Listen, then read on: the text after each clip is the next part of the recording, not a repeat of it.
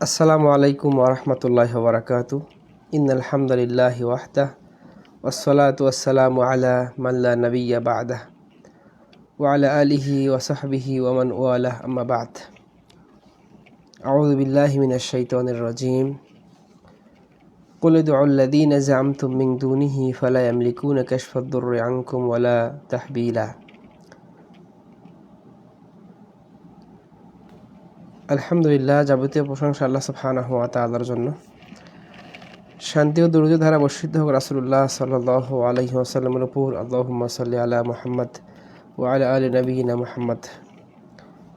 আল্লাহুম্মা সাল্লি ওয়া সাল্লিম আলা নবিয়িনা মুহাম্মদ ওয়া আলা আলিহি ওয়া সাহবিহি আজমাইন। আল্লাহুম্মা আল্লিমনা মা ইয়ানফাউনা ওয়ানফা'না বিমা 'আল্লামতানা ওয়া জিদনা ইলমান ইয়া আলিম। আল্লাহুম্মা আসলিহ লানা শা'নানা কুল্লাহু ওয়া লা তাকিলনা ইলা আনফুসিনা তারফাতা আইন।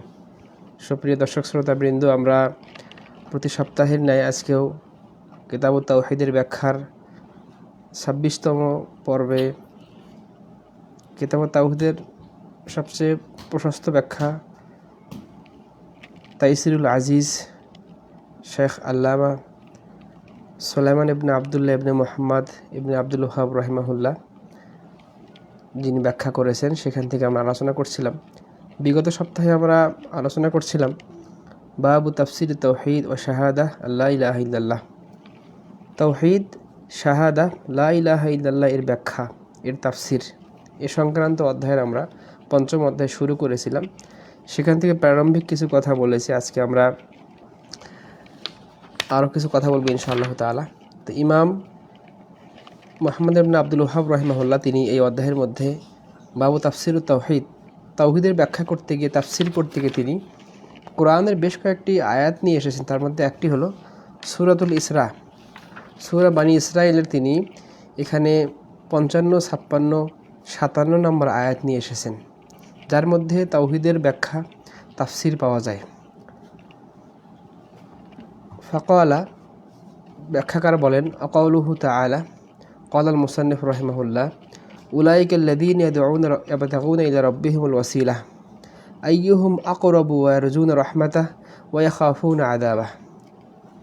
ক্বালা আশ-শারিহ কুলতু ইয়াতাবায়্যান মা'না হাযিহিল আয়াহ আল্লাতী ক্বাবলাহা ওয়া হিয়া কাওলুহু। শেখ রাহিমাহুল্লাহ ব্যাখ্যাকার বলছেন যে এই আয়াত সূরা ইসরার অর্থাৎ সূরা বানী ইসরাঈলের ৫৭ নম্বর আয়াত ব্যাখ্যা করতে গেলে এর আগের আয়াত যদি আমরা খেয়াল করি তাহলে বেশি আমরা বুঝতে পারবো এবং বিষয়টা স্পষ্ট ক্লিয়ার হবে। সূরা বানী ইসরাঈলের ৫৬ নম্বর আয়াতে আল্লাহ বলেছেন, কুল উদউল লাযীনা যা'আমতুম মিন দুনিহি ফালা ইয়ামলিকুনা কাশফাদ দুররি আনকুম ওয়ালা তাহবীলা। দেখুন, মানুষ যারাই আল্লাহ রাব্বুল আলামিন ছাড়া অন্যের কাছে কিছু চায় এবং এ বিশ্বাস করে যে আল্লাহ ছাড়া অমুক ব্যক্তি, অমুক বুজুর্গ, অমুক নবী রাসূল, জিন, অন্য কেউ কিছু মানুষের ক্ষতি থেকে বাঁচাতে পারে বা কোনো কিছু উপকার করতে পারে, তারা সকলেই ভুলের মধ্যে রয়েছে। তো দলিল সূরা ইসরা অর্থাৎ বানী ইসরাঈলের ৫৬ নম্বর ৫৫ নম্বর আয়াত আল্লাহ বলেছেন, কুল উদউল লাযীনা যা'আমতুম মিন দুনিহি। হে রাসূল, আপনি তাদেরকে বলে দিন, তাদেরকে সংবাদ জানিয়ে দিন, যারা কি করে, আল্লাযীনা যা'আমতুম মিন দুনিহি, যারা প্রার্থনা করে এবং মনে করে, যারা ডাকে আল্লাহ রাব্বুল আলামিন ছাড়া অন্যকে, অন্যের নিকটে সন্তান চায়, কোনো কবরের নিকটে গিয়ে কোনো কিছু চায়, কবর পূজা করে, কোনো মাজার পূজা করে, আল্লাহ নবী সাল্লাল্লাহু আলাইহি ওয়াসাল্লামের কবরের নিকটে এসে কোনো খারাপি থেকে বাঁচতে চায়, কোনো বিপদ আসলে ইয়া আলী বলে ডাক দেয়, এগুলো স্পষ্ট শিরকি কর্মকাণ্ড। তো যারা এগুলো করে, ফালা ইয়ামলিকুনা কাশফাদ দুর, যারা এই বিশ্বাস নিয়ে তাদের নিকটে অমুক পীর, অমুক মাজার, অমুক বুজুর্গ ব্যক্তি, অমুক ভালো ব্যক্তি, অমুক আলেম, অমুক মৃত ব্যক্তি, তাদের নিকটে এগুলো চায়, ফালা ইয়ামলিকুনা কাশফাদ দুর, তারা কশ্চিনকালেও কখনোই তাদের কোনো ক্ষতি থেকে বাঁচাতে পারবে না। আনকুম ওয়ালা তাহবীলা, অথবা তাদেরকে এক স্থান থেকে আরেক স্থানে নিতে পারবে না, অর্থাৎ তাদের খারাপ অবস্থা থেকে ভালো অবস্থায় পরিবর্তন করাতে পারবে না, বা তাদের কোনো প্রচেষ্টা তারা করে সফল হবে না, বরঞ্চ সম্পূর্ণ উল্টা, কি যেটা পরের আয়াতে এসেছে, উলাইকাল্লাযীনা ইয়াদউন, তারা কি করে, তারা তাদেরকে ডাকে। বরঞ্চ এর বিপরীত হলো কি, যারাই আল্লাহ ছাড়া অন্যের নিকটে এগুলো কামনা করে এবং বিশ্বাস করে যে অন্যর নিকটে চাইলে তিনি আমাদের উপকার করতে পারেন, অথচ সম্পূর্ণ আলাদা। এরপরের আয়াতে আল্লাহ বলেছেন 57 নম্বর আয়াতে, উলাইকাল্লাযীনা ইয়াদউনা ইয়াবতাগুনা ইলা রাব্বিহিমুল ওয়াসিলা।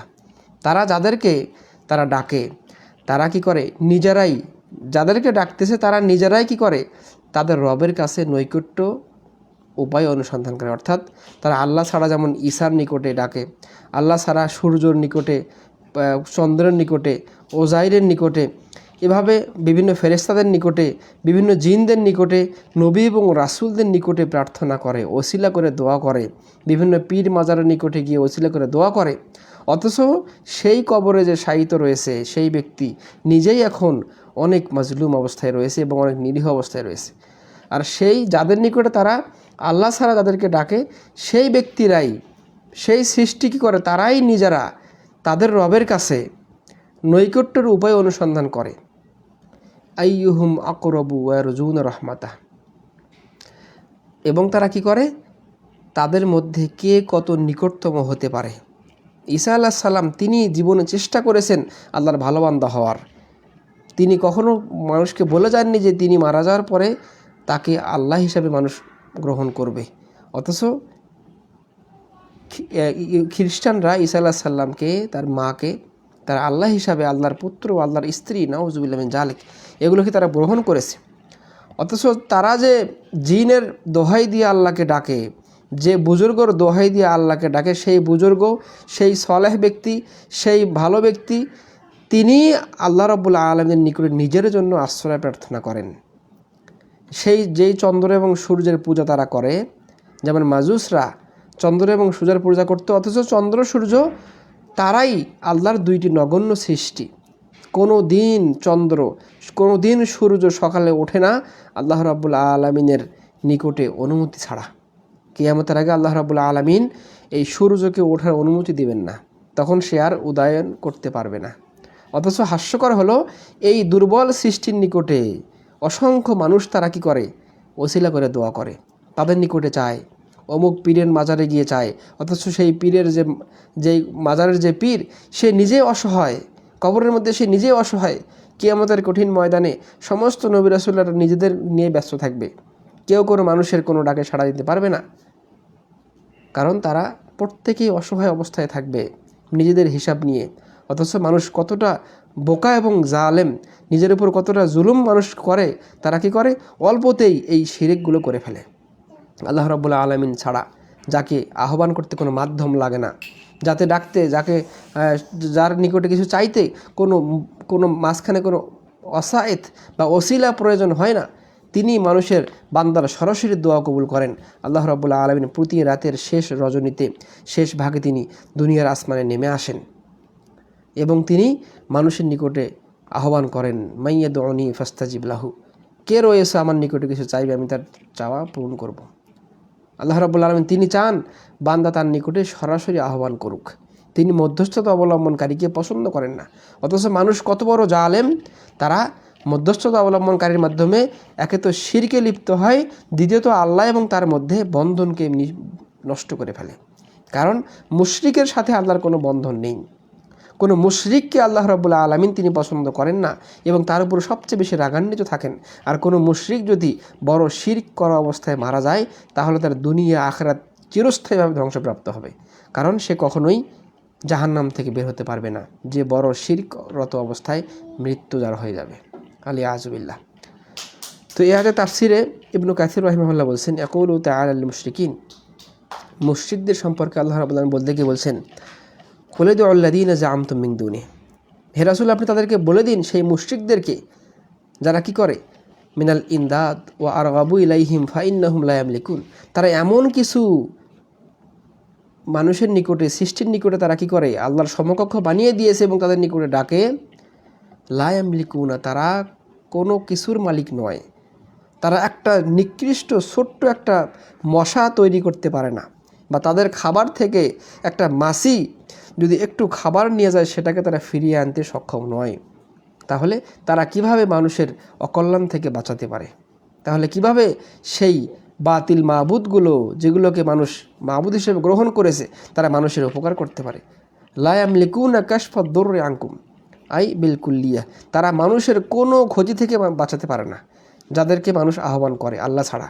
ওয়ালা তাহবিলা ইয়ানি আই ইউহাবিলুহু ইলা গায়রিহিম গায়রুকুম ওয়াল মা'না ইন্নাল্লাযী ইয়াকদিরু আলা যালিকা হুয়াল্লাহু ওয়াহদাহু লা শারীকা লাহ।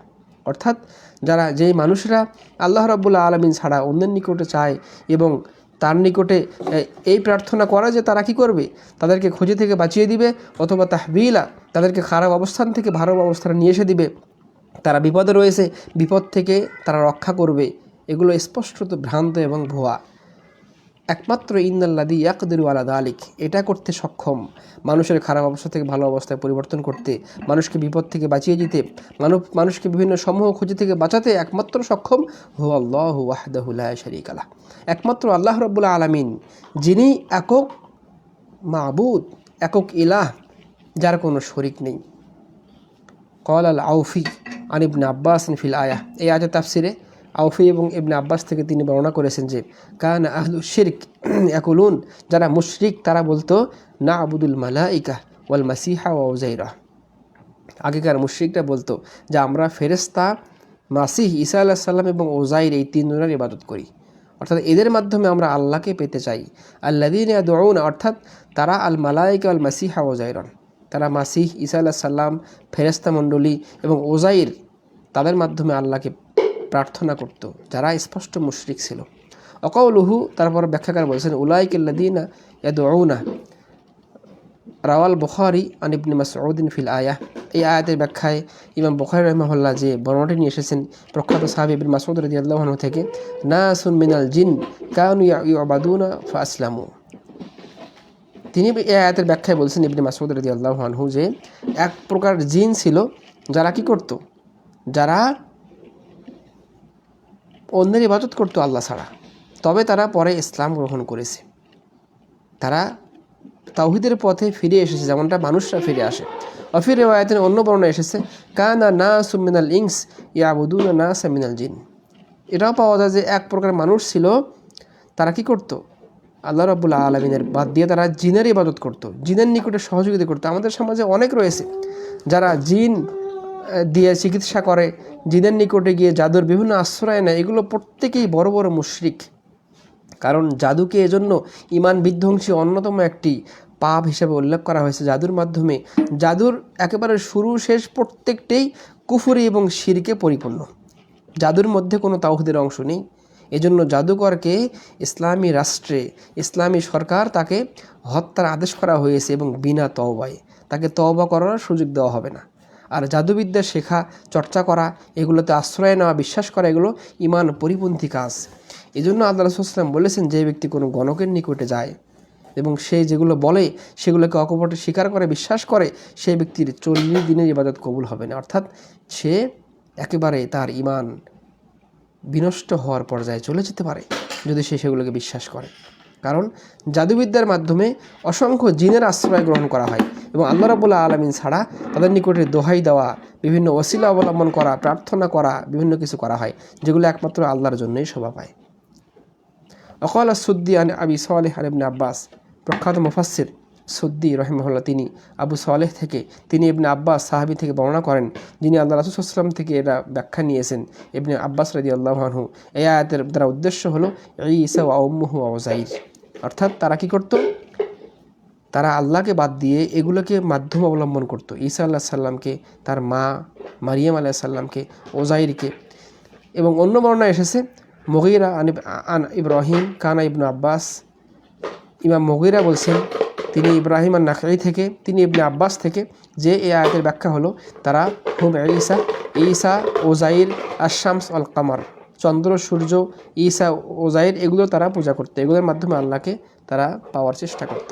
তো এই আয়াতের মধ্যে আল্লাহ বললেন ওয়াকাউলুহু ইয়ারজুনা ওয়া ইয়ারজুনা রাহমাতাহ, তারা কি করে, তারা যে এই বাতিল মাবুদগুলোর ইবাদত করে, তাদের মাধ্যমে আল্লাহকে চায় এবং তারা আর কি করে, ওয়া ইয়ারজুনা রাহমাতাহ, অথচ এর সম্পূর্ণ বিপরীত হলো যাদের নিকটে এরা চাচ্ছে তারাই ঈসা আলাইহিস সালাম, তিনি, তার মা, উযাইর, চন্দ্র সূর্য, এগুলো সমস্ত সৃষ্টি, জিন, তারাই কি করে, তারা আল্লাহর নিকটে চায় নিজেদের জন্য। তারা আল্লাহর নিকটে নগণ্য একটি সৃষ্টি, তারা আল্লাহর নিকটে কি করে, আর জুন রহমাতাহ, আল্লাহর নিকট রহমত তারা প্রার্থনা করে, চায়, ওয়াখাফুনা আযাবাহু, এবং আল্লাহর আযাবের তারাই ভয় করে। অথচ অসংখ্য মানুষ জেনে না জেনে এই সৃষ্টিগুলোর কি করে, তারা আবার পূজা করে। তো এই আয়াত থেকে বোঝা যায় লা তাতিম্মুল ইবাদাহ ইল্লা বিল খাউফি ওয়ার রাজা। ইবাদতের যেগুলো রূহ, ইবাদতের যেগুলো রকুন, তার মধ্যে অন্যতম হলো কোন ইবাদত আল্লাহ রাব্বুল আলামিন গ্রহণ করেন না ইল্লা বিল খাউফি ওয়ার রাজা, যে ইবাদতের মধ্যে আল্লাহর ভয় না থাকে। যে কোনো ইবাদতের মধ্যে তিনটি বিষয় থাকতে হয়। একটা হলো আল্লাহর ভয়, একটা আল্লাহর নিকটে আশা করা, একটা হলো আল্লাহর প্রতি মুহাব্বা। এই তিনটা হলো ইবাদতের রুকুন এবং স্তম্ভ। এই তিনটি ছাড়া কোনো ইবাদত সাব্যস্ত হয় না। আল্লাহ রাব্বুল আলামিনের পরিপূর্ণ ভয় থাকতে হবে, আল্লাহ রাব্বুল আলামিনের নিকটে পরিপূর্ণ আশা করতে হবে যে আল্লাহ রাব্বুল আলামিন আমার এই ইবাদতটি কবুল করবেন, এবং আল্লাহর পরিপূর্ণ ভালোবাসা নিয়ে সেটা করতে হবে। কোনো ঘৃণা বা অবহেলা করে, অলসতা করে সে ইবাদত করা যাবে না। এই তিনটির পরিপূর্ণ থাকলে সেটা পরিপূর্ণ আমল হিসেবে গ্রহণযোগ্য হবে। আর আমলগুলোর মধ্যে, ইবাদতের মধ্যে এই তিনটি রুকুনের অনুপস্থিতিতে বিভিন্ন খারাপ কাজ হয়েছে। যেমন আল খৌফ, যারা সুফি, যারা বিভিন্ন তরিকায় বিশ্বাসী, তারা কি করে, তারা আল্লাহর নিকটে রজা এটাও করে না, আল্লাহর ভালোবাসা তারা কি করে, শুধু আল্লাহর ভালোবাসাটা গ্রহণ করেছে, খৌফ এবং রজাকে তারা অস্বীকার করে বা কম কম করে দেখে। দ্বিতীয়ত, যারা হলো মুরজিয়া, তারা শুধু আর রজাটাকে গ্রহণ করেছে, খালি আশা করে, কোনো আমলের প্রয়োজন নেই, তারা আমল করে না, বলে যে নামাজ না পড়তে পারি ইমান ঠিক আছে। এগুলো স্পষ্ট মুরজিয়াদের কুফরি আকিদা, যারা অদৃষ্টবাদী। তো আর রজা তারা শুধু গ্রহণ করেছে, আল খৌফ এবং মোহাব্বতকে তারা পরিত্যাগ করেছে। এভাবে বিভিন্ন ফেরকাগুলো যেগুলো আকিদাগত বিভ্রান্ত, তারা এই তিনটির পরিপূর্ণ সাব্যস্ত করে না। একমাত্র আহলে সুন্নাহ ওয়াল জামাআহ, সালফুস সালেহিন, যাদের অনুসারী, যারা আহলুল হাদিস সালাফি, তারাই একমাত্র সমস্ত ইবাদতের মধ্যে এই তিনটি রকুনকে একত্রিত করে। সেটা হলো আল্লাহর ভয়, আল্লাহর ভালোবাসা এবং আল্লাহর নিকটে আশা করা। এই তিনটা রকুনের মাধ্যমে সমস্ত ইবাদত আমার আপনার হতে হবে। যে কোনো ইবাদত করার আগে এই তিনটাকে আমার আপনার মধ্যে নিয়ে আসতে হবে। অফির তাফসির মানসুব ইলা তবারি আল হানাফি রাহিমাহুল্লাহ, ইমাম তবারি রাহিমাহুল্লাহর তাফসির থেকে এখানে এই আয়াতের কিছু ব্যাখ্যা তিনি নিয়ে এসেছেন। এরপরে তিনি এই ব্যাখ্যাকার শেখুল ইসলাম ইবনে তাইমিয়া রাহিমাহুল্লাহর চমৎকার একটি কথা নিয়ে এসেছেন। ক্বালা শেখুল ইসলাম রাহিমাহুল্লাহ ওয়া হাদিহিল আকওয়াল কুল্লুহু হক। এই উপরের যে আয়াতের মধ্যে ব্যাখ্যায় বলা হলো ঈসা, উযাইর, শামস, আল কামার, মালাইকা, তিনি বলছেন এগুলো প্রত্যেকটাই সঠিক। ফাইনাল আয়াত তাউম্মু মান কানা মা'বুদান আবিদান লিল্লাহি সাওয়াউন কানা মিনাল মালাইকা। কারণ এই আয়াতের মধ্যে দেখানো হয়েছে যে আল্লাহ রাব্বুল আলামিন ছাড়া সেই মুশরিকরা যাদের ইবাদত করে তাদের কথা এখানে ব্যাপকভাবে বলা হয়েছে, আমভাবে বলা হয়েছে। সেটা হতে পারে ফেরেশতা, হতে পারে জিন, হতে পারে নবী রাসূল, হতে পারে উযাইর অথবা ঈসা, অর্থাৎ যারাই আল্লাহ ছাড়া অন্যের ইবাদত করে। যেমন পৌত্তলিকরা আল্লাহ ছাড়া অনেক অসংখ্য মূর্তির ইবাদত করে, বিভিন্ন গাছ পূজা করে, বিভিন্ন পাথর পূজা করে, বিভিন্ন স্থানের পূজা করে, বিভিন্ন পশুর পূজা করে। এমনকি মুসলিমদের মধ্যেও বিভিন্ন মাজারে দেখবেন বিভিন্ন মাছ, বিভিন্ন কুমির ইত্যাদি এগুলোর পূজা করা হয়, এবং সেগুলোতে তারা অসংখ্য মানুষের ঈমান বিনষ্ট করে। তো এগুলোর মাধ্যমে আল্লাহ রাব্বুল আলামিন ছাড়া যাদেরকেই তারা মাধ্যম অবলম্বন করেছে বা যাদের নিকটে তারা মাথা নোয়ায় এবং কিছু দিতে পারে বলে বিশ্বাস করে, তারা কি করেছে, আও মিনাল বাশার ওয়াসসালাফু ফি তাফসীরিহিম ইয়াযকুরুনা জিনসাল মুরাদ বিল আয়াহ আলা নাওঈত তামসীল কামা ইয়াকুলুত তারজুমান। তো এমনটাই ব্যাখ্যা করেছেন, যেমন তারজুমানুল কুরআন ইবনে মাসউদ, ইবনে আব্বাস রাদিয়াল্লাহু আনহুম, তারাও এই ব্যাখ্যাগুলো দিয়েছেন। লিমান সাআলাহুমা মা'না লাফযিল খুবজি ফায়ুরিহু রগীফান। তো এখানে তিনি উদাহরণ টেনেছেন। এরপরে তিনি চমৎকার কথা বলেছেন, ফাল আয়াহ খিতাবুন লিকুল্লি মান দাআ মিন দুনিল্লাহ। অত্র আয়াতটি আল্লাহ রাব্বুল আলামিন ছাড়া অন্য যাদের উদ্দেশ্যে মানুষ ইবাদত সাব্যস্ত করে, অন্য যাদের নিকটে কিছু চায়, তাদের প্রত্যেককেই অন্তর্ভুক্ত করা হয়েছে। দুনিল্লাহি মাদউআন, যারা আল্লাহ ছাড়া অন্যের নিকটে চায়, অন্য তার কোনো ক্ষতি করতে পারে, উপকার করতে পারে, অমুক ব্যক্তি, অমুক পীর, কোনো ব্যক্তি অমুক মাজারে কিছু না দিলে সেই মাজারের ব্যক্তি রাগ করলে অমুকের ক্ষতি হয়ে যেতে পারে এমনটা বিশ্বাস করা, বা অমুকের নিকটে গিয়ে কিছু চাইলে পাওয়া যেতে পারে, অমুক মাজারে গিয়ে সন্তান চাইলে আল্লাহ সন্তান দিবেন, এগুলো প্রত্যেকটি শিরকে বিশ্বাস, এবং এগুলোর মাধ্যমে মানুষ বড় শিরকের দিকে ধাবিত হতে পারে, এবং তার বিশ্বাস অনুযায়ী এই শিরকগুলো বড় এবং ছোট হতে পারে। যেগুলো প্রত্যেকটি শিরকের এক একটি শিখণ্ডী। ওয়াযালিকাল মাদউউ ইয়ানবাগি ইলাল্লাহিল ওয়াসিলা। আর এই মাদউ, যাদের মাধ্যমে তারা আল্লাহকে ডাকে এবং তাদেরকে ওসিলা করে, মাধ্যম অবলম্বন করে, এবং প্রত্যেকটি পীর এবং মাজারের মানুষদেরকে এটাই বলে যে আল্লাহকে তো সরাসরি পাওয়া যাবে না, আল্লাহকে পেতে গেলে কী করতে হবে, আমাদের পীরের মুরিদ হতে হবে, আমাদের পীরের মাধ্যমে আল্লাহকে পাওয়া যাবে। এবং কিয়ামতের ময়দানে তাদের পীর সাহেব নাকি মানুষদেরকে সুপারিশ করে জান্নাতে নিয়ে যাবে। নাউযুবিল্লাহি মিন যালিক। এগুলো স্পষ্ট ধোঁকা এবং মিথ্যা কথা। আল্লাহ রাব্বুল আলামিনকে পেতে গেলে কোনো মাধ্যম অবলম্বন লাগে না, আল্লাহর কোনো মাধ্যম প্রয়োজন নেই। আল্লাহ রাব্বুল আলামিন মানুষের কথা শ্রবণ করেন এবং তিনি শোনেন, মানুষের একেবারে নিকটবর্তী তিনি সমস্ত কিছু, তিনি সামিয়া, তিনি বাসির, বেদাতে সুদূর, মানুষের অন্তরের কল্পনা জল্পনা সব কিছু তিনি জানেন, মানুষের আকুতি কাকুতি তিনি বোঝেন। এবং হাদিসে এমনটা বলা হয়েছে, যদি মানুষের জুতো স্যান্ডেল, নগণ্য একটা বিষয়, তার যদি পায়ের স্যান্ডেলের ফিতা ছিঁড়ে যায়, সেটার জন্য সে আল্লাহর নিকটে চায়, কোনো মাধ্যম প্রয়োজন নেই। যারা এই মাধ্যম অবলম্বন করতে বলে এবং বিভিন্ন যুক্তি বলে, এগুলো প্রত্যেকটি মুশরিকদের খোঁড়া যুক্তি। সেম কথা মক্কার কাফেররাও আল্লাহ রাসূল সাল্লাল্লাহু আলাইহি ওয়াসাল্লামকে বলেছিল যে আমরা তো তাদের ইবাদত করি না, আমরা উজ্জা হবলের ইবাদত করি না, আমরা তাদের মাধ্যমে আল্লাহকে চাই।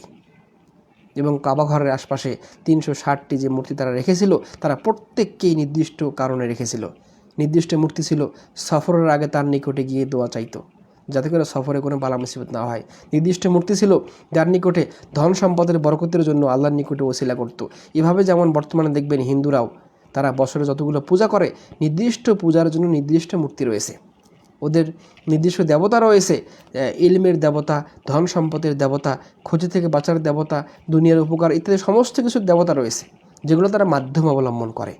তো মক্কার কাফেররাও আল্লাহকে অস্বীকার করতো না, তারা আল্লাহর রুবুবিয়তে বিশ্বাস করত, আল্লাহ জীবনদাতা, আল্লাহ মৃত্যুদাতা, আল্লাহ মানুষের ভালো মন্দ করে, কিন্তু আল্লাহর সাথে আরও কিছু মাবুদকে তারা অ্যাড করত। অর্থাৎ তারা তাওহীদে উলুহিয়াতে একক আল্লাহকে মানতে পারে নাই। এজন্য আজকের জামানার নাস্তিকদের চেয়ে সেই জামানার, আগেকার জামানার কাফের মুশরিকটা ভালো ছিল, কারণ তারা আল্লাহকে চিনতো, জানতো, আল্লাহর তাওহীদের রুবুবিয়তকে তারা স্বীকার করতো, আসমা ও সিফাতের অংশ বিষয়কে তারা স্বীকার করতো, কিন্তু তাওহীদে উলুহিয়াতকে তারা স্বীকার করতো না। তাওহীদে উলুহিয়াতের দাবি হলো লা ইলাহা ইল্লাল্লাহ, লা মা'বুদা বিহাক্কিন ইল্লাল্লাহ, আল্লাহ ছাড়া সত্যিকারের কোনো মাবুদ নেই, সমস্ত ইবাদত একমাত্র আল্লাহর জন্যই হবে, তার সাথে অন্য কাউকে আর শেয়ার করা যাবে না। যেই তাওহীদ তারা মানতে রাজি হয়নি, যার কারণে সূরা কাফিরুনের মধ্যে সূরা ইখলাসের মাধ্যমে স্পষ্টত সম্পর্ক ছিন্ন ঘোষণা করা হয়েছে। তো এই বিবরণের পরে শেখ রাহিমাহুল্লাহ, আল্লামা সুলাইমান রাহিমাহুল্লাহ বলছেন, ফাল আয়া খিতাবুন লিকুল্লি মান দাআ মিন দুনিল্লাহ। এই আয়াতের মধ্যে আমভাবে, ব্যাপকভাবে সমস্ত বাতিল মাবুদকে বলা হয়েছে। সে আয়াতটা কোনটা? যে আয়াতটা সূরা ইসরার 57 নম্বর আয়াত, যেখানে আল্লাহ রাব্বুল আলামিন ছাড়া সমস্ত বাতিল মাবুদকে বলা হয়েছে। এজন্য লা ইলাহা ইল্লাল্লাহ এর অর্থটা করতেও আমরা ভুল করি। খুব আশ্চর্য বিষয় হলো, বাংলাদেশের মানুষরা তাওহীদ সুন্নাহ কেন তারা বোঝে না, এখনও তারা কেন বিশুদ্ধ আকীদা বোঝে না। আপনি আলিয়া মাদ্রাসার আকাইদ ফিকা বইগুলো খুলে দেখুন, মাযহাবীদের মাদ্রাসাগুলোর একেবারে ছোটো থেকে দাওরা হাদিস পর্যন্ত যতগুলো দেওবন্দি মাদ্রাসা, যত মাদ্রাসা রয়েছে, কওমি মাদ্রাসার সিলেবাস খুলে দেখুন, তার প্রত্যেকটা বইয়ে লা ইলাহা ইল্লাল্লাহ এর অর্থ করা আছে কি? লা মা'বুদা ইল্লাল্লাহ, যেটা মাতুরিদি আশাইরি আকীদা, আল্লাহ ছাড়া কোনো ইলা নাই, এই অর্থটাই ভুল। অন্য জায়গায় করা আছে লা মাওজুদা ইল্লাল্লাহ, এগুলো স্পষ্ট ভুল। লা হাকিমা ইল্লাল্লাহ, এক শ্রেণী বলছে আল্লাহ ছাড়া কোনো হুকুমদাতা নেই, অর্থাৎ তারা আল্লাহর অংশকে তারা গ্রহণ করেছে, কোনো নির্দিষ্ট অংশকে। অথচ সঠিক অর্থ হলো লা মা'বুদা বিহাক্কিন ইল্লাল্লাহ, আল্লাহ ছাড়া বাতিল মাবুদ অসংখ্য রয়েছে। এই আয়াতই তো স্পষ্ট পাওয়া যাচ্ছে সূরা ইসরা 57 নম্বর আয়াতে, যে আল্লাহ ছাড়া কত বাতিল মাবুদ রয়েছে। ঈসা ওদের নিকটে মাবুদ, অমুক ওদের নিকটে মাবুদ, তারপরে ওদের নিকটে ওজাইর মাবুদ, ওদের নিকটে মালাইকা ফেরেশতাগণ মাবুদ, ঈসা আলাইহিস সালামের মা মারিয়াম মাবুদ, এভাবে কত শত বাতিল মাবুদ রয়েছে। হিন্দুদের লক্ষ লক্ষ বাতিল মাবুদ রয়েছে, বিভিন্ন গাছ, বিভিন্ন পাথর, বিভিন্ন কিছু, তার সবগুলো মাবুদ, এগুলো প্রত্যেকে বাতিল মাবুদ। এই জন্য লা ইলাহা ইল্লাল্লাহ সঠিক অর্থ হলো লা মা'বুদা বিহাক্কিন ইল্লাল্লাহ, আল্লাহ ছাড়া সত্যিকারের প্রকৃতপক্ষে হক কোনো মাবুদ নেই। এইটা যদি কোনো মানুষ সঠিক অর্থ করতে পারত, তাহলে অনেক অসংখ্য শিরক এবং কুফরি কাজ থেকে মানুষ দূরে থাকতো। কিন্তু আশাইরি এবং মাতুরিদি আকীদার একটা গোপন তথ্য হলো, তাদের নিকটে তাওহীদে উলুহিয়াত এতটা গুরুত্বপূর্ণ নয়। একমাত্র আহলে সুন্নাহ ওয়াল জামাআহ সালাফি আহলে হাদিসরা ছাড়া দুনিয়ায় যত ফেরকা রয়েছে প্রত্যেক ফেরকার মধ্যে শিরক এবং বিদআতের সবচেয়ে বড় কারণ হলো তাদের নিকটে মা ইনদাহুম ফাহমুস সালাফ, তাদের নিকটে সালফে সালেহিনদের সঠিক বুঝ নেই কোরআন সুন্নাহর। দ্বিতীয়ত তাদের নিকটে তাওহীদের গুরুত্ব অতটা গুরুত্ব নেই। তাদের নিকটে তাওহীদ বলতে তাওহীদের রুবুবিয়াত, যেটা মক্কার কাফেররা মানত, যেটা ফেরাউনও সে স্বীকার করেছিল, যেটা নমরুদ সহ অন্য অন্য অনেক কাফেররা স্বীকার করত, কেউ প্রকাশ্যে করতো, কেউ অন্তরে করত, অথচ তারা স্বীকার করত। মক্কার কাফেররা সকলেই স্বীকার করতো আল্লাহ রাব্বুল আলামিন তাদের সৃষ্টিকর্তা, আল্লাহ রাব্বুল আলামিন তাদের মৃত্যুদাতা, তিনি রিজিকদাতা। অর্থাৎ তাওহীদের রুবুবিয়াতে কেউ অস্বীকার করে নাই, কারণ এটা তাওহীদের রুবুবিয়াত হলো মানুষের সৃষ্টিগত ফিতরাতের অন্তর্ভুক্ত। আর কোনো নবী রাসূল একেবারে আদম থেকে শুরু করে আমাদের নবী এবং রাসূল পর্যন্ত কোনো নবী রাসূল এসে তাওহীদের রুবুবিয়াতে দাওয়াত দেন নাই। কারণ কি? কারণ হলো মানুষ সৃষ্টিগতভাবেই ফিতরাতগতভাবে প্রত্যেকটি মানুষই তাওহীদের রুবুবিয়াতে শিক্ষা পেয়ে থাকে। আল্লাহ রাব্বুল আলামিন তাদের মধ্যে এই ফিতরাত দিয়ে সৃষ্টি করেছেন। আল্লাহকে রব হিসেবে চিনতে গেলে কোনো নবী রাসূল প্রয়োজন নাই, এটা জন্মগত শিক্ষা। কিন্তু তাওহীদে উলুহিয়াত চিনতে গেলে চেনার জন্য নবী এবং রাসূল প্রয়োজন। যখন মক্কার মানুষরা তাওহীদে উলুহিয়াতকে বিনষ্ট করলো, ইব্রাহিম আলাইহিস সালামের তারা সন্তান হওয়ার পরেও, ইসমাইলের সন্তান হওয়ার পরেও যখন তারা বিভিন্ন শিরক কুফরি প্রবেশ করলো, যখন জাহিলিয়াত তারা আগমন করালো, তখন আল্লাহ রাসূলকে তিনি রিসালাতের দায়িত্ব দিয়ে, এই তাওহীদের উলুহিয়াতের দায়িত্ব দিয়ে, লা ইলাহা ইল্লাল্লাহ এর বিশুদ্ধ দাওয়াতের দায়িত্ব দিয়ে তিনি প্রেরণ করলেন।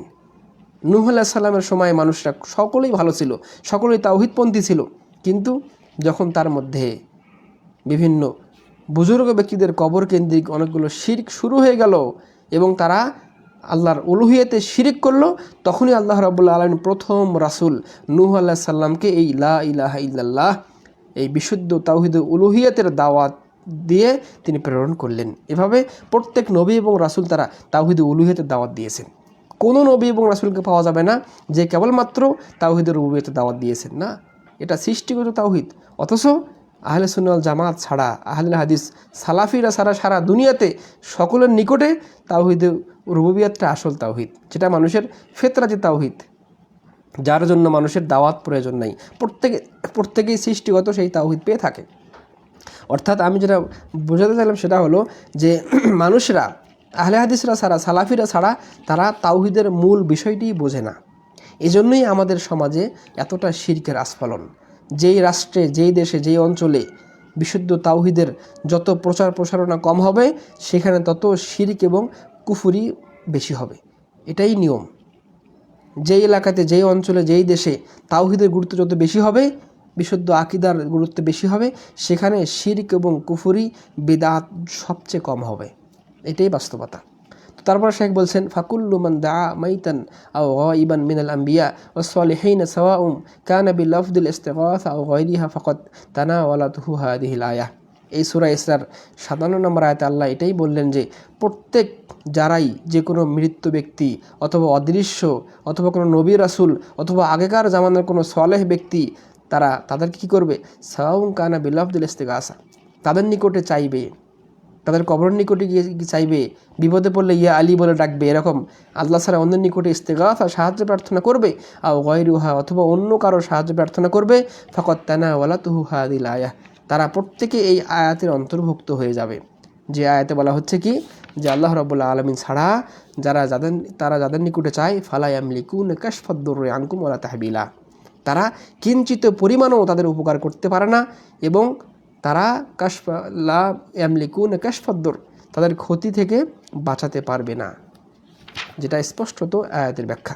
কামা তানাওয়ালু মান দাআল মালাইকা ওয়াল জিন, অনুরূপভাবে যারা বিভিন্ন ফেরেশতার নিকটে চায়, ফেরেশতার নিকটে প্রার্থনা করে বা কোনো জিনের ওসিলা করে, তারাও অনুরূপ। মা'লুমুন আন্না হাউলাই কুল্লুহুম ইয়াকুনুনা ওয়াসাইতা ফীমা ইয়াকদ্দিরুহুল্লাহু বিআফআলিহিম ওয়া মা হাযা ফাকাদ নাহাল্লাহু আন দুআইহিম। আর এটা স্পষ্টত যে তারা আল্লাহ রাব্বুল আলামিন যে ওসিলাকে, যেই মাধ্যমকে গ্রহণ করতে নিষেধ করেছেন, তারা সেই হারাম মাধ্যম অবলম্বন করে। অথচ আল্লাহ রাব্বুল আলামিন তিনটি মাধ্যমে দোয়া করতে বা তিনটি মাধ্যমকে তিনি বৈধ করেছেন। একটি হলো আল্লাহ রাব্বুল আলামিনের আসমা ও সিফাতের মাধ্যমে দোয়া করা, ইয়া গাফফার ইগফিরলি, হে ক্ষমাশীল আমাকে ক্ষমা করুন, ইয়া রহমান রেহামনি, হে দয়াময় আল্লাহ আমার প্রতি দয়া করুন। এভাবে আল্লাহর বিশেষ বিশেষ যে নামগুলো রয়েছে, স্পষ্ট সিফাত রয়েছে, আসমা ও সিফাত, আল্লাহর সুন্দর সুন্দর নাম গুণাবলী দিয়ে আল্লাহর নিকটে দোয়া করা যায়। এটা বৈধ মাধ্যম, এটা আল্লাহ আমাদেরকে শিখিয়েছেন। আল্লাহ স্পষ্ট বলেছেন ফাদউলাহা, তোমরা আল্লাহর গুণাবলী এবং নামের মাধ্যমে দোয়া করো, তার নিকটে চাও, এটা বৈধ। কিন্তু তা আল্লাহ ছাড়া অন্যের উদ্দেশ্যে এই মৃত এবং জীবিত তাদের নিকটে এই ওসিলা করে দোয়া করা, এগুলো নিষিদ্ধ এবং অবৈধ মাধ্যম। অবাইন আন্নাহুম লা ইয়ামলিকুনা কাশফাদ-দুর, এবং এই আয়াতে আল্লাহ বলা হলো যে যাদের নিকটে তারা এগুলো চায়, তারা কেউই তাদের কোনো উপকার করতে পারে না। ওয়ালা ইয়ারফাউনাহু বিল কুল্লিয়াহ, তারা তাদের কোনো কিছুই করতে পারে না। ওয়ালা ইউহাওয়ালুনাহু মিন মাউদিন ইলা মাউদিন, তাদের একটুও উপকার, সামান্যতম উপকার এক অবস্থা থেকে আরেক অবস্থায় নিয়ে যেতে তারা পারে না, কারণ তারাই তো দুর্বল সৃষ্টি। তারা কীভাবে আরও অন্য কোনো মানুষের উপকার করবে? কা তাগয়ির সিফাতিহি আও কদারিহি ওয়ালা তাহবিলা, আল্লাহ এই জন্য শেষে বললেন ওয়ালা তাহবিলা, উপকার তো করতে পারে না, তাহবিলা এক অবস্থান থেকে অন্য অবস্থানেও নিয়ে যেতে পারে না, ক্ষতি থেকে একটু উপকারের দিকে অগ্রসর করতেও পারে না। ফাযাকারা নাকিরাতান তাউম্মু আনওয়া তাহবিল, আল্লাহ এখানে তাহবিল শব্দটি নাকারা হিসাবে আমভাবে ব্যবহার করেছেন, অর্থাৎ কোনো ধরনের ছোট বড় কিঞ্চিত পরিমাণ, সরিষা পরিমাণে উপকার করতে পারবে না যারা আল্লাহ ছাড়া অন্যের নিকটে ধারণা দেয়, অন্যের নিকটে চায়, অন্যের নিকটে ওসিলা করে। ফাকুল্লু মান দাআ মাইতান আও গায়িবান মিনাল আম্বিয়া ওয়াস সালিহিন আও দাআ আল মালায়েকা আও দাআ আল জিন ফাকাদ দাআ মিন মান লা ইউগীসুহু ওয়া লা ইয়ামলিকু কাশফাদ-দুর আনহু ওয়া লা তাহবিলাহু। সর্বশেষ তিনি আবারও বললেন, সুতরাং যারাই, যেই মানুষরা, যে মুসলিমরা আল্লাহ রাব্বুল আলামিন ছাড়া কোনো মৃত ব্যক্তি, কোনো জীবিত ব্যক্তি, কোনো নবী রাসূল, কোনো সালেহীন, কোনো ফেরেশতা, কোনো জিন বা অন্য কোনো সৃষ্টির নিকটে এমন কিছু চায় যারা তা দিতে পারে না, তাদের নিকটে ভরসা করে, তাদের নিকটে চায়, তাদেরকে মাধ্যম অবলম্বন করে চায়, ফালা ইয়ামলিকু কাশফাদ-দুর আনহু, তাদের পক্ষ থেকে তারা কিঞ্চিত পরিমাণ তাদেরকে উপকার করতে পারে না। ওয়ালা তাহবিলা, এবং তাদের অবস্থা পরিবর্তন করতে পারে না। এগুলোর ক্ষমতা একমাত্র কার? আল্লাহ রাব্বুল আলামিনের। মানুষের ক্ষতি থেকে বাঁচানোর ক্ষমতা একমাত্র আল্লাহর। মানুষের কোনো কিছু প্রাপ্তির জন্য একমাত্র আল্লাহর অধিকার। এটা আল্লাহর রুবুবিয়্যাত এবং উলুহিয়াতের অংশ এবং আসমা ও সিফাতের অন্যতম অংশ। আল্লাহর জন্যই তাওহীদকে সাব্যস্ত করতে হবে। এটাই তাওহীদের তাফসীর। ইমাম মুহাম্মদ বিন আব্দুল ওয়াহাব রাহিমাহুল্লাহ কিতাবুত তাওহীদে তিনি এটাই বোঝালেন যে, হে দুনিয়ার মানুষ, তাওহীদের তাফসীর হলো সমস্ত কিছু আল্লাহর নিকটেই চাইতে হবে। আল্লাহ রাব্বুল আলামিন ছাড়া অন্য বাতিল মাবুদের নিকটে চাইলে সেটা দুনিয়া এবং আখিরাতের মানুষের সবচেয়ে বড় ক্ষতির কারণ হবে। ওয়া নাহবি মা তাকদ্দামা মিন কালামি হাউলা ক্বালা জামিউল মুফাসসিরিন, এভাবেই এই আয়াতের ব্যাখ্যা সমস্ত মুফাসসিরগণ করেছে। ফাতাবায়্যান, সুতরাং স্পষ্ট হয়ে গেল যে আন্না মা'না তাওহীদ, তাওহীদ শব্দের অর্থ হলো ওয়া শাহাদাতু আল্লা ইলাহা ইল্লাল্লাহ, এবং আল্লাহ ছাড়া সত্যিকারের মাবুদ নেই, এই শাহাদাতের অর্থ হলো হুয়া তারকু মা আলাইহিল মুশরিকুনা মিন দাওয়াতিল সালিহিন, সমস্ত কিছুকে পরিত্যাগ করা। মুশরিকরা যাদের নিকটে চায় সেগুলোর উপাস্যকে পরিত্যাগ করা। ওয়াল ইস্তিশফা বিহিম ইলাল্লাহি ফি কাশফিদ-দুর, আর একমাত্র ক্ষতি থেকে বাঁচার জন্য যাবতীয় প্রার্থনা চাওয়া একমাত্র আল্লাহর নিকটেই করা, আল্লাহর জন্যই সাব্যস্ত করা। ফাকাইফা বিমান আখলাসা লাহুমুদ দাওয়া, কীভাবে তাদের দোয়া কবুল হতে পারে যারা তাওহীদের মধ্যে এভাবে কী করেছে, ইখলাসের মধ্যে এভাবে শিরককে সংমিশ্রণ করেছে। অর্থাৎ কোনো মানুষের মধ্যে যদি তাওহীদের মধ্যে শিরক ঢুকে যায়, সেই ব্যক্তির তাওহীদ আর কাজে আসবে না, এবং সেই ব্যক্তির তাওহীদ কেটে যাবে। সেই ব্যক্তির মধ্যে বিশুদ্ধ লা ইলাহা ইল্লাল্লাহ এর দাবি পরিপূর্ণ হবে না। কারণ লা ইলাহা ইল্লাল্লাহ এটা পরিপূর্ণ হতে গেলে যে 7টি শর্ত রয়েছে, তার মধ্যে 1 নম্বর শর্ত হলো আল ইখলাস, অর্থাৎ দিদ্দুত তাওহীদ, দিদ্দু শিরক। ইখলাস মানে কি? শিরকের বিপরীত যেটা, অর্থাৎ কার মধ্যে শিরক থাকলে তার লা ইলাহা ইল্লাল্লাহ তার পরিপূর্ণ গ্রহণযোগ্যতা হবে না, এবং এই অবস্থায় সে মারা গেলে সেই ব্যক্তি তার অন্তর্ভুক্ত হবে না। যে আল্লাহ রাব্বুল আলামিন যে সম্পর্কে বলেছেন, যে ব্যক্তি লা ইলাহা ইল্লাল্লাহ এর শর্ত পূরণ করে মারা যাবে তার জন্য জান্নাতের সুসংবাদ রয়েছে সরাসরি, বেলা আযাবিন ওয়ালা হিসাব, কোনো রকম হিসাব ছাড়াই, কোনো রকম আযাব ছাড়াই। একমাত্র তাওহীদপন্থী বিশুদ্ধ তাওহীদের মানুষদের জন্যই আল্লাহ রাব্বুল আলামিন জান্নাতকে প্রস্তুত করে রেখেছেন। ওয়াকাল রাহিমাহুল্লাহ, এরপর ব্যাখ্যাকার বলছেন, ওয়ান্নাহু লা ইয়াকফি ফিত তাওহীদ দাওয়াহু নুতক বিকালিমাতি শাহাদা মিন গায়রি মুফারাকাতি লিদীনিল মুশরিকিন। চমৎকার কথা তিনি বলেছেন। আর তিনি বলেছেন যে লা ইয়াকফি, এটা নয়, আপনার পর্যাপ্ত নয় যে ফির তাওহিদ, তাওহিদের জন্য দাওয়াহু, এক ব্যক্তি দাবি করবে যে সে তাওহিদপন্থী, এতটুকু দাবি করাই তার জন্য কি পর্যাপ্ত নয়। আর নুতকা বি কালিমাতি শাহাদা, সে মুখে মুখে পড়বে আর বলবে যে আমি তো, আমার তাওহিদ ঠিক আছে, আমি অনেকবার লা ইলাহা ইল্লাল্লাহ পড়ি, সে মুখে স্বীকার করবে, এতটুকু তার জন্য যথেষ্ট নয়। মিন গায়রি মুফারাকাতি লিদীনিল মুশরিকিন, যতক্ষণ না পর্যন্ত সে ওই মুশরিকদের, মক্কার মুশরিকদের বিপরীত না করবে। মক্কার মুশরিকরা কী করতো?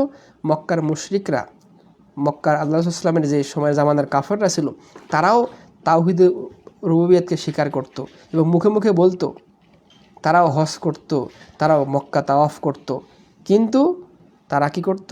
তার সাথে আরও অন্য অন্য বাতিল মাবুদকে যোগ করত। ও আন্না দোয়া সালিহিন লিকাশফিদ্দুর আও তাহবিলিহি হুয়া শিরকুল আকবর নাব্বাহা আলাইহিল মুসান্নিফ।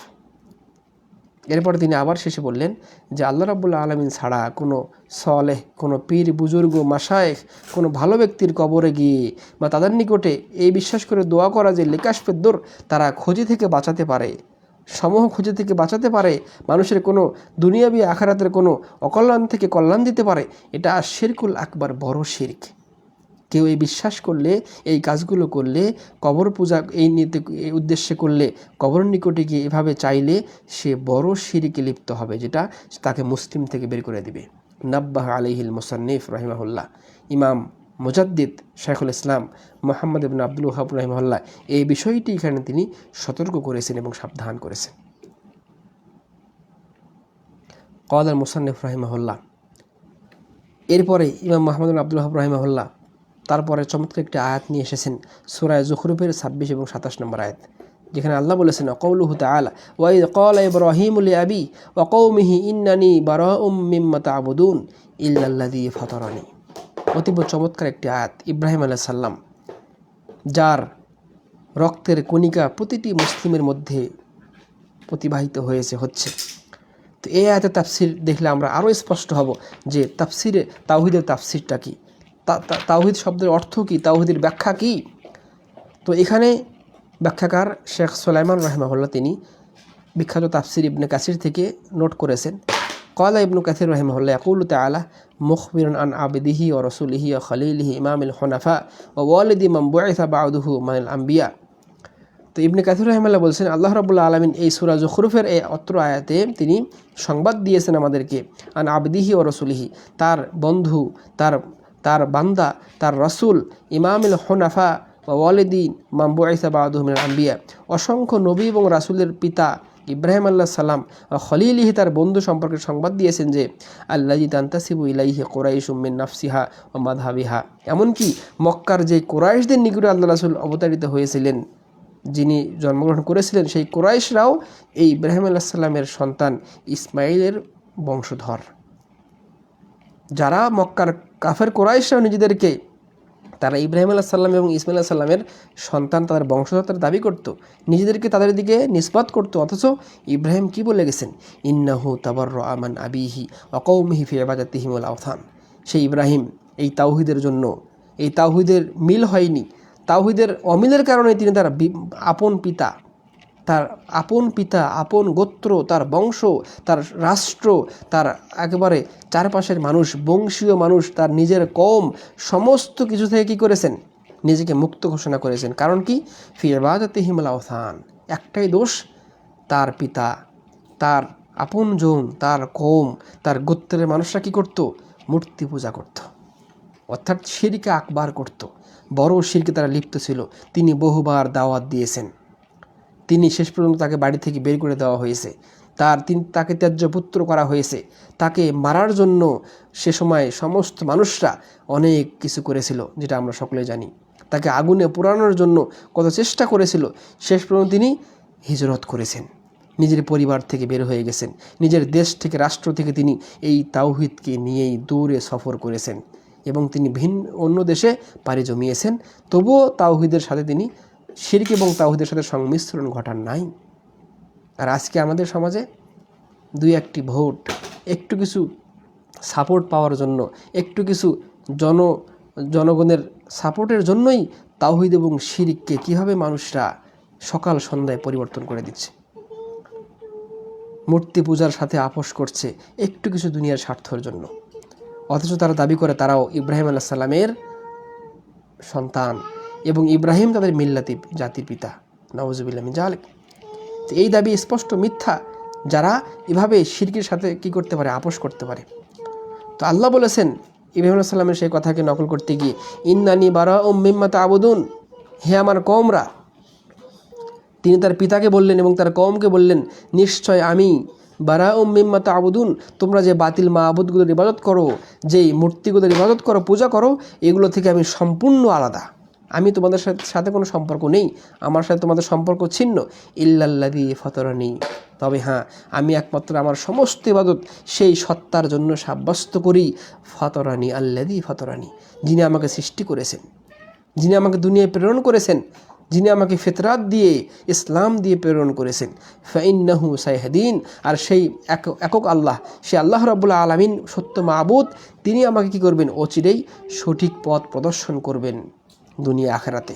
ওয়া জাআলাহা কালিমাতাম বাকিয়াতান ফি আকিবিহি, এবং তিনি এরপর আল্লাহ বলছেন, এই ইব্রাহিমের এই দায়িত্বহীন কণ্ঠ, ইব্রাহিমের এই দায়িত্বহীন তাওহীদের বাণীকে, জাআলাহা কালিমাতান, এই বাণী, এই লা ইলাহা ইল্লাল্লাহ, এই তাওহীদকে আমি রেখে দিলাম, বাকিয়াতান, তার পরবর্তী প্রজন্মের জন্য, ফি আকিবিহি, তারপরে যারা আসবে, অর্থাৎ তারপরে যারা আমরা মুসলিম হয়েছি, আমাদের নবী রাসূল এবং কিয়ামত পর্যন্ত সমস্ত প্রজন্মের জন্য এই ইব্রাহিমের তাওহীদকে, লা ইলাহা ইল্লাল্লাহর সাক্ষ্যকে এবং শিরক থেকে সমস্ত পর্যায়ে নিজেকে মুক্ত থাকা, এবং সেটা যদি আপন পিতাও হয়, আপন কওম হয়, আপন এলাকার মানুষ হয়, একেবারে আত্মার সম্পর্কে মানুষও হয়, তাদের সাথেও শিরকের সাথে কোনো আপোষ না করাকে আমি কিয়ামতের আগ পর্যন্ত রেখে দিলাম। তাহলে কিভাবে আজকে উম্মতে মুহাম্মাদি হয়ে একজন মানুষ তারা দুনিয়ার অল্প কিছু স্বার্থের জন্য রোজা এবং পূজাকে এক করতে পারে? আস্তাগফিরুল্লাহ ওয়া আতুবু ইলাইহি। এগুলো দুই শ্রেণী মানুষই করতে পারে। এক নাম্বার যারা জাহেল, যারা মূর্খ, গণ্ডমূর্খ। দুই নাম্বার যারা প্রবৃত্তি পূজারী, যারা নিজের নফসের পূজা করে, যাদের মধ্যে তাওহীদের কোনো জ্ঞান নেই, যারা তাওহীদকে তাওয়াক্কা করে না, তারা এগুলো করতে পারে। এজন্য এগুলো কোনো ছোটোখাটো কোনো বিষয় নয়। শিরক এবং তাওহীদ পরস্পর মুখোমুখি বিষয়, দুইটা কখনো একত্রিত হতে পারে না। এজন্য ইসলামের সবচেয়ে বড় একটা মূলনীতি হলো আল ওয়ালা ওয়াল বারা, আল হব্বু ফিল্লাহ ওয়াল বুগদু ফিল্লাহ। অসংখ্য অগণিত মানুষ এই মূলনীতি জানে না, এজন্যই তারা শিরক এবং তাওহীদকে মিশ্রণ করে ফেলে এবং শিরকের মাসআলাকে একবারে হালকা করে দেখে, ছোট্ট করে দেখে। তারা নির্দ্বিধায় বিভিন্ন মূর্তি পূজায় সামিল হয়, শরিক হয়, এবং বিভিন্ন মূর্তি পূজায় তারা করছে, কিন্তু এগুলোকে ছোট মনে করে, পাপই মনে করে না। তাওহীদকে তারা পরিত্যাগ করে চলছে, এটাকে কোনো গুরুত্বপূর্ণ বিষয়ই মনে করে না। অথচ এগুলো আল ওয়ালা ওয়াল বারা, সম্পর্ক হবে ইসলামের জন্য, আল্লাহর জন্য, তার রাসূলের জন্য, তাওহীদের জন্য। ওয়াল বারা, সম্পর্ক ছিন্ন হবে ইসলামের জন্য, তাওহীদের জন্য। যেমনভাবে ইব্রাহিম বলেছিল, ইন্নানি বারাউম মিম্মা তা'বুদুন, ওয়া ইয ক্বালা ইব্রাহিমু লিআবিহি ওয়া কওমিহি, যখন ইব্রাহিম তার বাবাকে বলল, তার কওমকে বলল, তার এলাকার মানুষকে বলল, আমার এবং তোমাদের মধ্যে সম্পর্ক ছিন্ন হয়ে গেল, কারণ আমি যার ইবাদত করি তোমরা তার ইবাদত করো না, অর্থাৎ আমি এগুলো বাতিল মাবুদের ইবাদত করি না। তিনি আর এই সম্পর্ক গড়ান নাই, কারণ সেখানে তাওহীদ এবং শিরকের সম্পর্ক, যেটা কখনোই একত্রিত হতে পারে না। আগুন এবং পানি যেমন সংমিশ্রণ হয় না, আকাশ জমিন যেমন একত্রিত হতে পারে না, অনুরূপভাবে তাওহীদ এবং শিরক একত্রিত হতে পারে না। একটা থাকলে আর একটা চলে যাবে। যদি তাওহীদ থাকে তাহলে শিরক বিচ্ছিন্ন হবে, আর যদি শিরক থাকে তাওহীদ অবশ্যই বিচ্ছিন্ন হবে। দুটার কখনোই সহাবস্থান সম্ভব নয়। অত্র আয়াতের তাফসিরে যেটা বলা হয়েছে, আই হাদিহিল কালিমাহ ওয়া হিয়া ইবাদাতুল্লাহি ওয়াহদাহু, যেটা আল্লাহ শেষের আয়াতে বললেন, জুখরুফের 28 নম্বর আয়াতে, ওয়া জাআলাহা কালিমাহ। আর এই কালিমাটার উদ্দেশ্য কি? যেই কালিমাকে আল্লাহ বললেন যে এই ইব্রাহিমের এই দায়িত্বহীন কালিমাকে, অর্থাৎ তাওহীদকে আমি রেখে দিলাম তার পরবর্তী প্রজন্ম পর্যন্ত, একেবারে কিয়ামতের আগ পর্যন্ত। সেটা হলো এই কালিমাটা কি? ইবাদাতুল্লাহি ওয়াহদাহু লা শারীকা লাহ, অর্থাৎ তাওহীদ। আল্লাহ রাব্বুল আলামিন একক মাবুদ হিসেবে তার ইবাদত করা, ওয়ালা শারীকা লাহু, তার সাথে কোনো শরীক স্থাপন না করা। খালউ মা সিওয়াহু মিনাল আওসান, আল্লাহ রাব্বুল আলামিন ছাড়া বাতিল যত মাবুদ, বাতিল যত মূর্তি, বিভিন্ন দেবী, বিভিন্ন কিছু রয়েছে যেগুলোর পূজা করা হয়, সেগুলো থেকে নিজেকে কী করা? খালউ, নিজেকে মুক্ত ঘোষণা করা। ইব্রাহিম যেভাবে তার পিতা, তার পরিবার, তার কওম থেকে নিজেকে মুক্ত ঘোষণা করেছিল, ওয়াহিয়া লা ইলাহা ইল্লাল্লাহ। আর সেটাই হলো কিসের জন্য? লা ইলাহা ইল্লাল্লাহর জন্য। যেই লা ইলাহা ইল্লাল্লাহ নিয়ে একজন মুসলিম কবরে গিয়ে সিজদা করে, সেটা লা ইলাহা ইল্লাল্লাহ নয়। যেই লা ইলাহা ইল্লাল্লাহ নিয়ে কোনো মানুষ মূর্তি পূজাকে এবং মুসলিমদের ইবাদতকে সমান মনে করে, সেটা লা ইলাহা ইল্লাল্লাহ নয়। যেই লা ইলাহা ইল্লাল্লাহকে দাবি করে কোনো মানুষ ইসলামের বিধানগুলোকে মধ্যযুগীয় অসভ্যতা, নোংরা বা বর্বর বলার চেষ্টা করে, সেগুলোর মূলত লা ইলাহা ইল্লাল্লাহ অনেক আগে কেটে গেছে। এগুলো ইসলাম ভঙ্গের অন্যতম কারণ। যারা মুসলিম দাবি করে আবার ইসলামী শরিয়ার কথাও বলে বা বলার চেষ্টা করে, কিন্তু ইসলামের আইনকে, ইসলামের কোনো বিধানকে বর্বর বা অসভ্য বা এই জামানায় চলবে না এমনটা বলার চেষ্টা করে, তাদের ঈমান আগেই কেটে গেছে। ঈমান ভঙ্গের 10টি যে কারণ রয়েছে, তার মধ্যে অন্যতম একটি কারণ হলো, যদি কোনো মানুষ ইসলামের কোনো বিধান, সম্পূর্ণ বিধান না হলেও কোনো আংশিক বিধানকে নাক ছিটকায় বা অবজ্ঞা করে এবং সেগুলোর চেয়ে তাদের তৈরিকৃত বিধানকে প্রায়োরিটি দেয়, প্রাধান্য দেয়, সেই ব্যক্তি ঈমান বিনষ্ট হয়ে যাবে। আল্লাহ রাব্বুল আলামিনের বিধানের চেয়ে, ইসলামের বিধানের চেয়ে আর উন্নত কোনো বিধান, সভ্য কোনো বিধান কিয়ামতের আগ পর্যন্ত আর হতে পারে না। এটা মুসলিমদের স্পষ্ট আকীদা। এগুলো ছোটোখাটো রাজনীতির কোনো বিষয় নয়, এগুলো দুনিয়ার কোনো বিষয় নয়, এগুলো একমাত্র তাওহীদের কথা। আই জাআলাহা ফি দুররিয়াতিহি ইয়াক্তাদি বিহি ফি মান হাদাহুল্লাহু মিন দুররিয়াতি ইব্রাহিম আলাইহিস সালাম। অর্থাৎ ইব্রাহিম আলাইহিস সালামের এই কথাকে, এই লা ইলাহা ইল্লাল্লাহকে আল্লাহ রাব্বুল আলামিন তার সন্তানদের মধ্যে কিয়ামতের আগ পর্যন্ত তিনি এটা রেখে দিবেন। অর্থাৎ প্রত্যেক মানুষ যারা নিজেকে মুসলিম দাবি করবে কিয়ামতের আগ পর্যন্ত, তারা যেন ইব্রাহিমের শিক্ষা গ্রহণ করে, যেই শিক্ষা অনুযায়ী আল্লাহ নবী সাল্লাল্লাহু আলাইহি ওয়াসাল্লাম তিনিও মক্কা থেকে হিজরত করে মদিনায় গিয়েছিলেন। কী জন্য গিয়েছেন? এই লা ইলাহা ইল্লাল্লাহকে রক্ষা করার জন্যই। তার সাহাবীগণ হাবাসা এবং মদিনায় হিজরত কেন করেছেন? এই লা ইলাহা ইল্লাল্লাহকে রক্ষা করার জন্যই। আল্লাহ রাব্বুল আলামিন কেন অমুসলিম দেশে স্থায়ীভাবে বসবাস করতে নিষেধ করেছেন? আজকের দিনেও পাশ্চাত্যের দেশগুলো, খ্রিস্টান দেশগুলোতে যেখানে ইসলামের কথা টিকানো এবং স্পষ্টভাবে রক্ষা করা সম্ভব নয়, সেখান থেকে কেন হিজরত করার কথা বলা হয়েছে এবং কিয়ামতের আগ পর্যন্ত এই হিজরতকে কেন ওপেন করে রাখা হয়েছে? একমাত্র কারণ হলো লা ইলাহা ইল্লাল্লাহকে শক্ত করে, মজবুত করে ধারণ করা এবং আপনার পরবর্তী প্রজন্মের মধ্যেও সেটাকে ধারণ করা। এই জন্যই হিজরতের রাস্তাকে খুলে রাখা হয়েছে। লাআল্লাহুম ইয়ারজিউন, আল্লাহ বলেছেন যে সম্ভবত আশা করা যায় তারা ফিরে আসবে তাওহীদের দিকে, পরবর্তী প্রজন্মের মানুষরাও। ক্বালা ইকরিমাহ ও মুজাহিদ ও দাহাক ও কতাদা ও সুদ্দি, অনেক বড় বড় চারজন, এখানে 5 জন মুফাসসির, এবং যারা প্রত্যেকেই সাহাবীদের ছাত্র ছিল। ইমাম ইকরিমা, ইমাম মুজাহিদ, ইমাম দাহাক, ইমাম কতাদা, ইমাম সুদ্দি ও গায়রুহুম, এবং আরও অন্যান্য ইমামরা বলেছেন, এই আয়াতের তাফসিরে বলেছেন, ওয়া জাআলাহা কালিমাতাম বাকিয়াহ ফি আকিবিহি, ইয়ানি লা ইলাহা ইল্লাল্লাহ। আল্লাহ যে এই আয়াতে বললেন যে ইব্রাহিমের এই কালেমাকেই আমি রেখে দিলাম পরবর্তী প্রজন্মের জন্য, এর দ্বারা উদ্দেশ্য হলো লা ইলাহা ইল্লাল্লাহ, যেটাই মুসলিমের শুরু এবং শেষ। মুসলিমদের জান্নাতের একমাত্র অবলম্বন এটাই শুরু এবং শেষ, এবং মুসলিম জীবনের সারা জীবনের সমস্ত চেষ্টা এই লা ইলাহা ইল্লাল্লাহ। সমস্ত ইবাদতের মধ্যে এই লা ইলাহা ইল্লাল্লাহর উপস্থিতি, যে কোনো ইবাদতের মধ্যেই এই লা ইলাহা ইল্লাল্লাহর উপস্থিতি আমাদেরকে আনয়ন করতে হবে। লা ইয়াজালু ফি দুররিয়াতিহি মান ইয়াকুলুহা, অর্থাৎ ইব্রাহিমের যত বংশধর আসবে, কিয়ামতের আগ পর্যন্ত যত মানুষ হবে, প্রত্যেক মানুষের মধ্যেই এটার উপস্থিতি থাকবে যে যারা এটাকে গ্রহণ করবে তারাই সত্যিকারের মুসলিম হবে। যারা এটাকে পরিত্যাগ করবে, এর শর্ত গ্রহণ করবে না, তারা প্রকৃত মুসলিম হতে পারবে না। অকল ইবনু জাইদ রাহিমাহুল্লাহ বলছেন, কালিমাতুল ইসলাম, এই কালিমা শব্দের অর্থ হলো ইসলাম, অর্থাৎ লা ইলাহা ইল্লাল্লাহ, ইসলাম তো একই, কোনো পার্থক্য নেই। ওহু ইয়ারজিউ ইলা মা ক্বালাহুল জামাআহ। বলতু শেখ রাহিমাহুল্লাহ ব্যাখ্যাকার বলছেন, রাওয়া ইবনু জারির আন কতাদা, প্রখ্যাত মুফাসসির, সমস্ত মুফাসসিরদের যিনি উস্তাদ ইবনু জারির আত-তাবারি রাহিমাহুল্লাহ, তিনি প্রখ্যাত তাবেঈ কতাদা থেকে বর্ণনা করেছেন, ফি কওলিহি ইল্লাল্লাযী ফাতারানি, এই আয়াতের ব্যাখ্যায় তিনি বলেছেন, যেটা ইব্রাহিম বললেন তার পিতা এবং তার কওমের লোকদেরকে যে তোমরা যাদের সাথে শিরক করো, যাদের ইবাদত করো, সেগুলো থেকে আমি মুক্ত, আমি একমাত্র ইবাদত সাব্যস্ত করি ইল্লাল্লাযী ফাতারানি, যিনি আমাকে সৃষ্টি করেছেন, আই খলাকানি, সে আল্লাহর আমি একমাত্র ইবাদত করি, তার জন্য সমস্ত ইবাদত সাব্যস্ত করি, যিনি আমাকে সৃষ্টি করেছেন।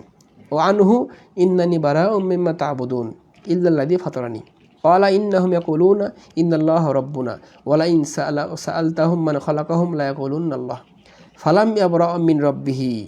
এখানে একটু ইঙ্গিত দিয়েছেন তিনি যে মক্কার কাফেররাও কী করত, তারা আল্লাহ রাব্বুল আলামিনকে রব হিসাবে গ্রহণ করত, কিন্তু আল্লাহ রাব্বুল আলামিনের একমাত্র তারা প্রভু হিসাবে গ্রহণ করার পরেও তার উলুহিয়াতের ক্ষেত্রে তারা একক গ্রহণ করতো না, আল্লাহর সাথে আরও অনেক তারা শরীক স্থাপন করত, এজন্য তারা মুসলিম হতে পারে নাই। অথচ ইব্রাহিম এখানে তিনি আল্লাহর জন্য উলুহিয়াত, রুবুবিয়ত এবং আসমা ও সিফাতকে সাব্যস্ত করেছেন এবং তিনি আমাদেরকে এর মাধ্যমে শিক্ষা দিয়েছেন। কুলতু, শেখ রাহিমাহুল্লাহ ব্যাখ্যাকার বলছেন, ইয়ানি আন্না কওমা ইব্রাহিম ইয়াবুদুন আল্লাহ ওয়া ইয়াবুদুনা গায়রাহু। হ্যাঁ, চমৎকার মিল রয়েছে মক্কার কাফের কুরাইশদের সাথে ইব্রাহিম আলাইহিস সালামের সময়ের সেই মুশরিকদের মধ্যে চমৎকার মিল রয়েছে। মক্কার কাফের কুরাইশরা যেমন আল্লাহ রাব্বুল আলামিনকে রব হিসাবে, সৃষ্টিকর্তা হিসাবে, রিজিকদাতা হিসাবে, মৃত্যুদাতা হিসাবে গ্রহণ করত, অনুরূপভাবে ইব্রাহিম আলাইহিস সালামের সময়ের সেই মুশরিকরা তারাও আল্লাহ রাব্বুল আলামিনের ইবাদত করত, কিন্তু তার সাথে আরও বিভিন্ন দেবদেবীর পূজা করত, আরও মূর্তির পূজা করত। অর্থাৎ তারা রুবুবিয়তের ক্ষেত্রে আল্লাহর ইবাদত করলেও উলুহিয়াতের ক্ষেত্রে আল্লাহ রাব্বুল আলামিনকে একক মাবুদ তারা মানত না, আল্লাহর সাথে আরও অনেক মাবুদকে তারা শেয়ার করত। ওয়া ইয়াবুদুনা গায়রাহু, আল্লাহ ছাড়া আরও অন্যের কাছেও তারা কী করত, ওসিলা করত, ইবাদত করত, মাধ্যম অবলম্বন করত। ফাতাবাররা মিম্মা ইয়াবুদুনা ইল্লাল্লাহ। এজন্য আল্লাহ রাব্বুল আলামিন তিনি নির্দেশ দিয়েছেন ইব্রাহিমকে এবং তার মুহাম্মদ সাল্লাল্লাহু আলাইহি ওয়াসাল্লাম রসুলকে যে তাদের সাথে সম্পর্ক ছিন্ন করতে, কারণ তারা রব হিসাবে আল্লাহকে মানলেও তারা ইলাহ হিসাবে আল্লাহকে মানে না। আর রব হিসাবে আল্লাহ মানা এটা সাধারণ বিষয়। সমস্ত মানুষকে আল্লাহ রাব্বুল আলামিন এই ফিতরাত দিয়ে দুনিয়ায় পাঠিয়েছেন। সমস্ত মানুষরাই একজন হিন্দু যে যার ঘরে হিন্দু রয়েছে সেও আল্লাহ রাব্বুল আলামিনকে রব হিসাবে মানে, তারা আল্লাহ রাব্বুল আলামিনকে ভগবান বলে। তাই বলে কি সে মুসলিম হবে? না, এটা মুসলিম হওয়ার জন্য যথেষ্ট নয়। আল্লাহ রাব্বুল আলামিনকে রবের সাথে ইলাহ হিসাবে মানতে হবে, অর্থাৎ সমস্ত ইবাদতগুলো আল্লাহর জন্য সাব্যস্ত করতে হবে, তাহলেই আল্লাহ রাব্বুল আলামিনকে মানা হবে। এজন্য দেখবেন কোরআনের মধ্যে অনেক আয়াত এসেছে যেখানে বলা হয়েছে যদি কাফেরকে জিজ্ঞেস করা হয় তোমাকে কে সৃষ্টি করেছে, তোমাদেরকে কে রিজিক দেয়, তোমাদেরকে কে বিপদ থেকে বাঁচায়, তারা প্রত্যেকেই সমস্যারে বলবে আল্লাহ, কারণ তারা আল্লাহ রাব্বুল আলামিনকে রব হিসাবে মানে। কিন্তু যখন ইবাদতের করা বলা হবে যে তোমরা কার ইবাদত করো, তখন তারা আল্লাহর সাথে আরও অন্যকে শরিক করে। এখানেই মূলত বিরোধ। আল্লাহ রাসূল এবং মক্কার কুফার কুরাইশদের সাথে এখানেই বিরোধ ছিল। ইব্রাহিম এবং তার সময়ের যে মুশরিকদের সাথে, পৌত্তলিকদের সাথে এখানেই বিরোধ ছিল। ইব্রাহিমের পিতা আল্লাহরও ইবাদত করত, সাথে আরও মূর্তি পূজা করত। অথচ আমাদের তাওহীদ হবে একমাত্র আল্লাহর ইবাদত। আল্লাহর সাথে অন্য কোনো অন্য কারোর শরিক করা, শেয়ার করা কোনো অংশ স্থাপন করা যাবে না। আল্লাহ রাব্বুল আলামিন সবচেয়ে জঘন্যতম, তিনি এটাকে সবচেয়ে জঘন্যতম হিসেবে দেখেন। আল্লাহ নিকট সবচেয়ে নিকৃষ্ট পাপ হলো এই জন্যই শিরিক, কারণ সেটা আল্লাহর সম্মান, আল্লাহর জাত, আল্লাহর মান এবং আল্লাহর ইজ্জতের সাথে আঘাত লাগে। আল্লাহ রাব্বুল আলামিন তিনি একমাত্র, তার কর্তৃত্ব, তার হুকুম, তার আইন, তার উলুহিয়াত, তার রুবুবিয়ত, তার আসমা ও সিফাত অনুযায়ী মানুষ মানবে, এটাই তিনি চান। এবং এটা গ্রহণ করলেই সেই ব্যক্তির জন্য আল্লাহ রাব্বুল আলামিন জান্নাতের কথা বলেছেন। তো এই জন্য যারা মনে করে যে মক্কার কাফেররা তারা তো আল্লাহকে চিনত না, এজন্য একটা ফেরকার নিকটে তাওহীদ হলো মারিফাতুল্লাহ, আল্লাহকে চেনা। এটাও স্পষ্ট ভয়ঙ্কর একটা জাহমিয়া এবং মুতাজিলাদের আকীদা, যারা ইসলামের মধ্যে অবস্থান করে না, যারা ৭২ ফেরকার মধ্যেও নয়। জাহমিয়াদেরকে ৭২ ফেরকার বাহিরে বলা হয়েছে। আব্দুল্লাহ ইবনে মুবারক সহ অনেক বড় বড় তাবিঈরাও সে সময় বলে গেছে, কারণ তাদের এত জঘন্য আকীদা যেগুলো মুসলিমদের ৭২ ফেরকার মধ্যেও তাদেরকে শামিল করার কোনো স্থান নেই। এই জাহমিয়াদের আকীদা একটা হলো মারিফাতুল তাওহীদ, কি মারিফাতুল্লাহ, আল্লাহকে চিনলেই সে মুসলিম, আর কিছু প্রয়োজন নেই। ওদের অনুযায়ী ইবলিসও পাক্কা মুসলিম, ওদের অনুযায়ী ফেরাউনও পাক্কা মুসলিম, ওদের অনুযায়ী দুনিয়ায় কোনো কাফের খুঁজে পাওয়া যাবে না, কারণ প্রত্যেকে আল্লাহকে চেনে। আর আল্লাহকে চেনা তো এটা বিশেষ কিছু নয়। আল্লাহ রাব্বুল আলামিন প্রত্যেক মানুষকে সৃষ্টিগত অবস্থায় তিনি এই ফিতরাত দিয়েই সৃষ্টি করেছেন। আল্লাহকে চেনা এটা গ্রহণযোগ্য শুধু নয়, এর সাথে সাথে আল্লাহ রাব্বুল আলামিনের জন্য সমস্ত ইবাদত সাব্যস্ত না করলে সে ব্যক্তি মুসলিম হিসেবে পরিগণিত হবে না। সর্বশেষে আমরা আজকের যে আলোচনা করব, ওয়ারাওয়া ইবনু জারির ইবনুল মুনদির আন কতাদা ওয়া জাআলাহা কালিমাতান বাকিয়াতান ফি আকিবিহি ক্বাল আল ইখলাস ওয়াত তাওহীদ। এই আয়াতে তাফসীর করতে গিয়ে ইমাম ইবনু মুনদির তিনি প্রখ্যাত তাবিঈ থেকে বর্ণনা করেছেন যে কালিমা শব্দের অর্থ এখানে ইখলাস এবং তাওহীদ। অর্থাৎ আগের ব্যাখ্যা আমরা পড়লাম কালিমা শব্দের অর্থ লা ইলাহা ইল্লাল্লাহ, সেটাই মূলত ইখলাস, সেটাই তাওহীদ, যেটা কোনো বিরোধ নেই। ফাতাবাইয়ান, অতএব অত্র বর্ণনা থেকে স্পষ্ট হলো যে বিহাদা আন্নাল মা'না লা ইলাহা ইল্লাল্লাহ, অর্থাৎ কালেমা দ্বারা শব্দের অর্থ হলো লা ইলাহা ইল্লাল্লাহ, আল্লাহ ছাড়া কোনো সত্যিকারের মাবুদ নেই, এটাই হুয়া। আর সেটা কি? আল বারাআতু মিম্মা ইউ'বাদু মিন দুনিল্লাহ।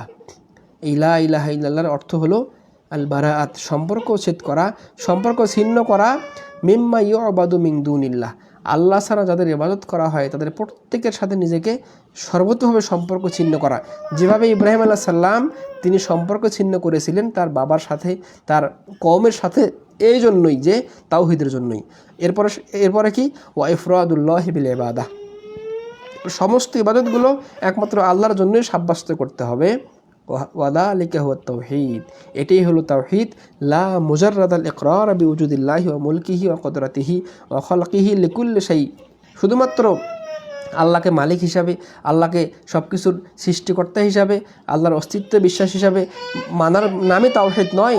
তাওহীদ শব্দের অর্থ হলো আল্লাহ রাব্বুল আলামিন, এগুলো সমস্ত কিছু মানার পরেও আল্লাহর জন্য সমস্ত ইবাদতকে সাব্যস্ত করতে হবে। এজন্যই তিনি ইব্রাহিম বলেছিলেন ইন্নানি বারাউম মিম্মা তা'বুদুন। তিনি তার যে কওম তারা আল্লাহ রাব্বুল আলামিনের সাথে আরও অন্যের ইবাদত করত, যেটা কি ইব্রাহিম আলাইহিস সালাম কখনো মেনে নিতে পারেন না, এবং এজন্যই তিনি সম্পর্ক ছিন্ন করেছিলেন।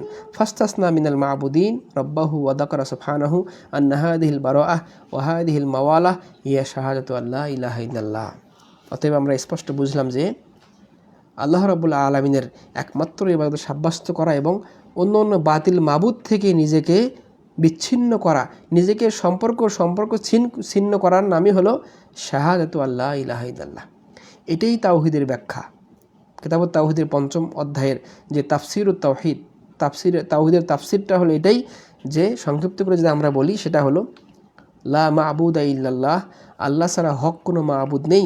আল্লাহ রাব্বুল আলামিনকে একমাত্র একক সত্য মাবুদ হিসেবে গ্রহণ করা এবং যাবতীয় ইবাদত ছোট থেকে ছোট, বড় থেকে বড় যে কোনো ইবাদত আল্লাহর জন্যই সাব্যস্ত করা, এবং আল বারাআতু মিন গায়রিল্লাহ, আল্লাহ রাব্বুল আলামিন ছাড়া অন্য যাবতীয় বাতিল মাবুদ থেকে, ছোট বড় সমস্ত মাবুদ, বিভিন্ন শিরক এবং বিভিন্ন কুফরের সমস্ত অবলম্বন থেকে নিজেকে মুক্ত ঘোষণা করা, এটাই হলো লা ইলাহা ইল্লাল্লাহর তাফসীর। আর এই তাফসীর অনুযায়ী একজন মানুষ বুঝে এবং সেটাকে বাস্তবায়ন করে কবরে যেতে পারলেই আল্লাহ রাব্বুল আলামিন তার জন্যই বলেছেন, যদিও তার আমলনামায় আসমান জমিন পরিমাণ পাপ থাকে, আমি আল্লাহ সেই ব্যক্তিকে সমস্ত পাপ মুক্ত করতে, সমস্ত অপরাধ ক্ষমা করতে আমার কোনো পরোয়া নেই, যদি সেই ব্যক্তি তাহকিকুত তাওহীদ, লা ইলাহা ইল্লাল্লাহর তাফসীর, লা ইলাহা ইল্লাল্লাহর দাবি পূরণ করে মারা যেতে পারে। তার দাবি কি? লা ইলাহা ইল্লাল্লাহর দাবি হলো আমাদের মধ্যে, ইমানের মধ্যে কোনো শিরকের স্থান না দেওয়া, শিরক মুক্ত ইমান রাখা এবং বিদআত মুক্ত আমল করা। এই দুইটি মানুষের নাজাতের জন্য যথেষ্ট। আল্লাহ রাব্বুল আলামিন এই শ্রেণীর জন্যই তিনি বলেছেন, যদি কোনো মানুষের অন্তরে যাররা পরিমাণ ইমান থাকে, অর্থাৎ এই বিশুদ্ধ তাওহীদ লা ইলাহা ইল্লাল্লাহর দাবি থাকে, যাররা পরিমাণ, সরিষা পরিমাণ, ছোট্ট পিপিলিকা পরিমাণ, তারপরও সেই ব্যক্তি চিরস্থায়ী জাহান্নামে থাকবে না। সুবহানাল্লাহি ওয়া বিহামদিহি। এটাই আহলে সুন্নাত ওয়াল জামাতের আকীদা।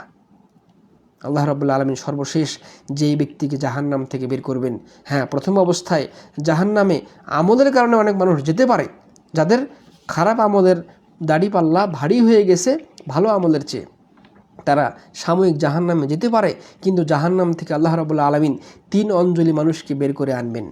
জাহান্নাম থেকে আল্লাহ রাব্বুল আলামিন তার রাসূলকে সুপারিশ করতে বলবেন, এবং জাহান্নাম থেকে আল্লাহ রাব্বুল আলামিন জান্নাতি ব্যক্তিদেরকে সুপারিশ করতে বলবেন এবং সেই ব্যক্তিকেও বের করবেন যারা অন্তরে যাররা পরিমাণ ঈমান রয়েছে।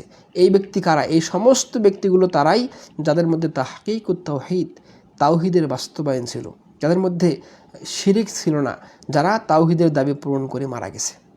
এজন্য তাওহীদের ফজিলত পৃথিবীতে দ্বিতীয় কোনো ফজিলত হতে পারে না।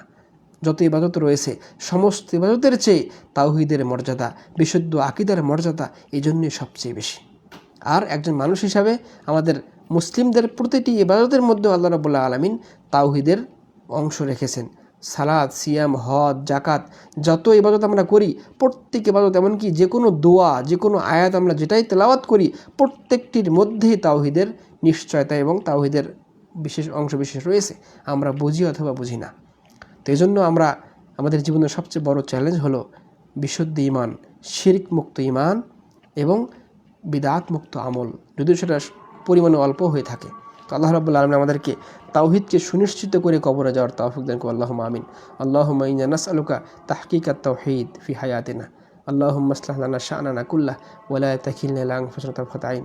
রব্বানা আতিনা ফিদ দুনিয়া হাসানাহ ওয়া ফিল আখিরাতি হাসানাহ ওয়া কিনা আযাবান নার। আজকে আমাদের আলোচনা এখানে শেষ করবো ইনশাআল্লাহ তাআলা। আবারও ইনশাআল্লাহ আগামী পর্বে সাক্ষাৎ হবে, দেখা হবে ইনশাআল্লাহ তাআলা। আল্লাহ রাব্বুল আলামিন আমাদেরকে বিশুদ্ধ ঈমান এবং আমাদের সাথে অবিচল রাখুন। আল্লাহুম্মা আমিন।